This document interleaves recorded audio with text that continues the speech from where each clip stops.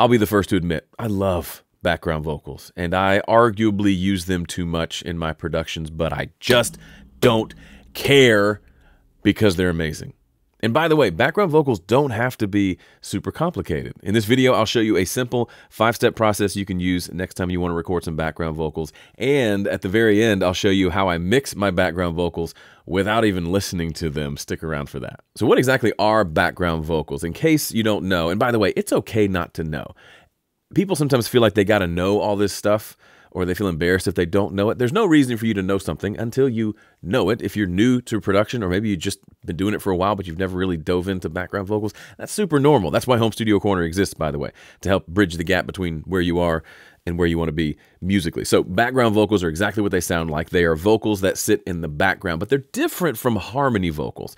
Background vocals, or BGVs as we like to call them, are typically a group of vocal tracks that are singing something like an ooh or an ah or a with a couple of different parts and several different tracks, but they all blend together to become one sound. And that sound is a lot like, at least for me, the way I do it, a lot like a keyboard pad.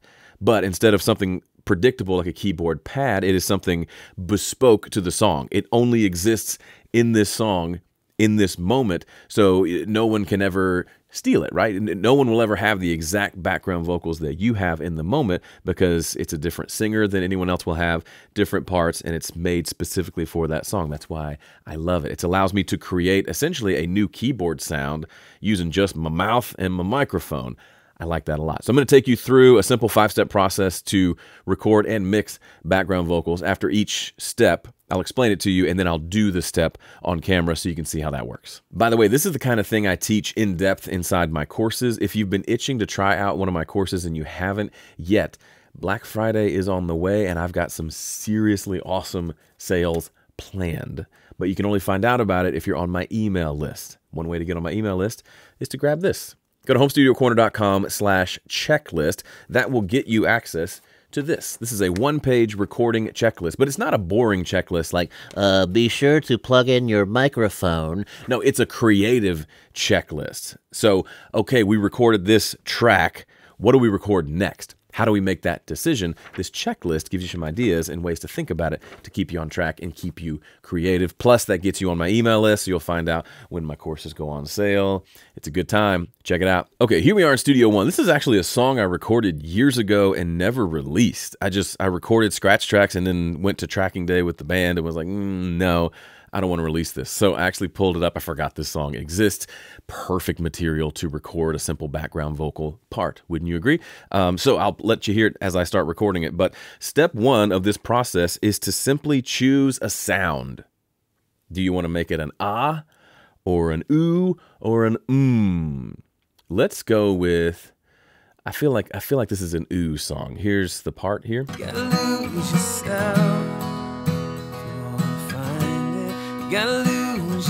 Okay, so pick, just in your head, you imagine some background vocals. Are they going ooh? Are they going ah? Are they going oh? What are they doing? I'm going to go with ooh, all right? So step two, choose a note, just one note, and record it. So a lot of times, not always, and this is going to vary from song to song, of course, but a lot of times there can be these kind of almost like pedal tone notes to a song that you can sing over an entire progression. This specific one, if you listen to the guitar, it actually has some open strings that are playing the same notes all the time. That can give you a clue as to what note you could sing as a background vocal part.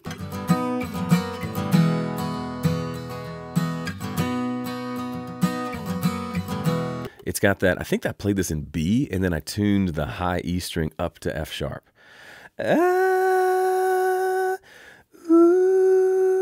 That could be a note. It's a little high. What other note could we sing? I think that one, just sing it down.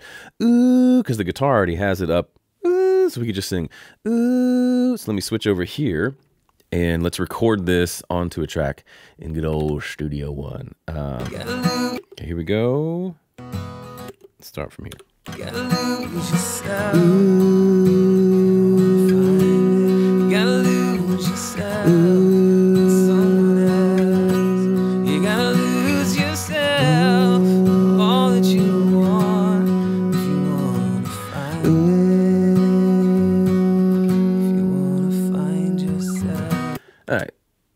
currently that's really boring.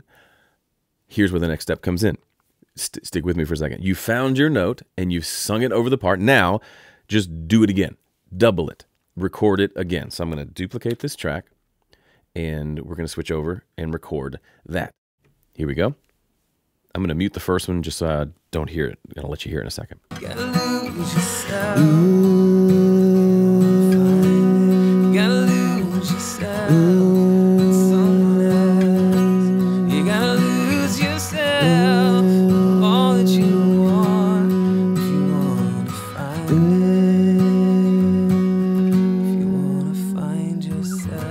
All right, so far, you bored yet? No, this actually gets really fun. So now what we do, step 3 was to double it. We've doubled it, but there's one more part to the doubling. We got to take that track that we created, and we got to pan that one to the right. So we're going to pan it to the right. We're going to pan the first one to the left, and we should get a nice, glorious, let's turn these down a little bit, stereo, awesome beginning of a cool background vocal.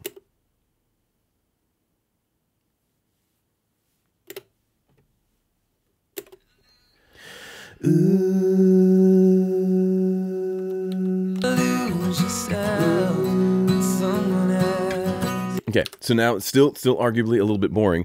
So the next step is to just repeat this process with another note. Typically for me, if you can just get a 2-note harmony thing going, doesn't have to be a full 3-part harmony. That actually could hurt you.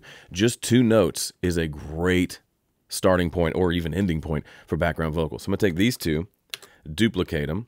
I'm going to turn up the volume just so I can hear it okay. And we're going to pick a different note. Oh, that's panned to the left. Let me fix that panning for just a second. Okay. So what's the different note going to be? Let's just listen.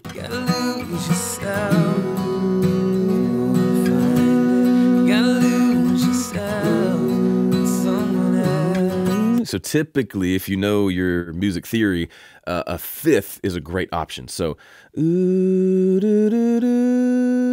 or a 4th, depending on where the note is. So the note was ooh. I'm going to sing ooh. So it's just a nice like 5th, kind of a power chord sort of a thing. Let's record that.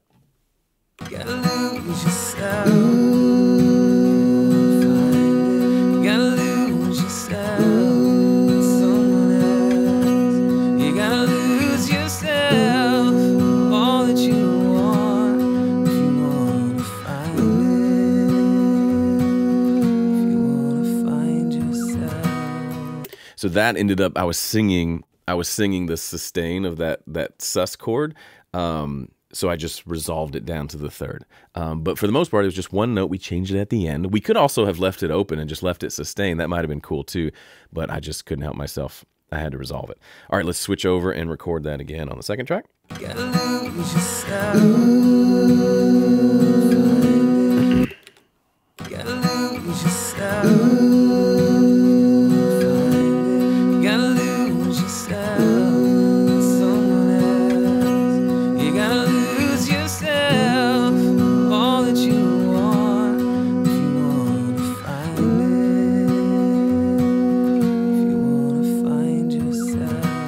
All right, so if we turn them on and we unmute them and we pan them left and right opposite one another, and then we turn them down because they're going to be a little too loud now in the mix, should be pretty delightful.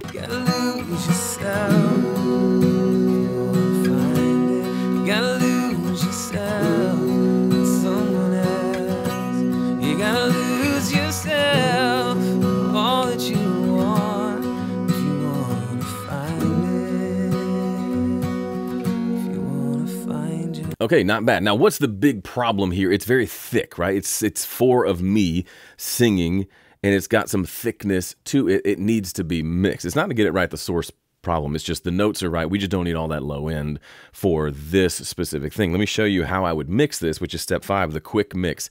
There's really only 3 components to the mix. First, we're going to route all of these to a bus. So I'm going to route these to a background vocal bus that I have sitting here. Second, we're going to EQ them. And the EQ is actually really simple. First, roll off any low end. Then take a big chunk out of the mid-range, a nice wide something about right there. And then third, come in and do just a nice little boost in the top end. Something like that. You'll notice I haven't listened to it yet. It's because I do this so much, I know that's going to work with maybe a tweak or two, but that should be fine.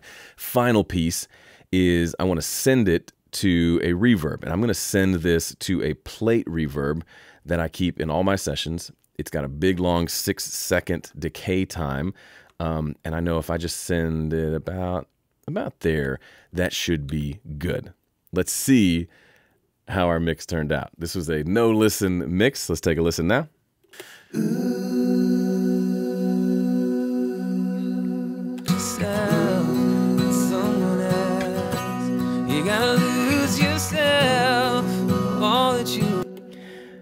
I mean, I don't mean to brag, but that's pretty much what I wanted out of it. Now you could go in and say, a little less thickness. We could pull this down a little bit. You can make this a little bit wider.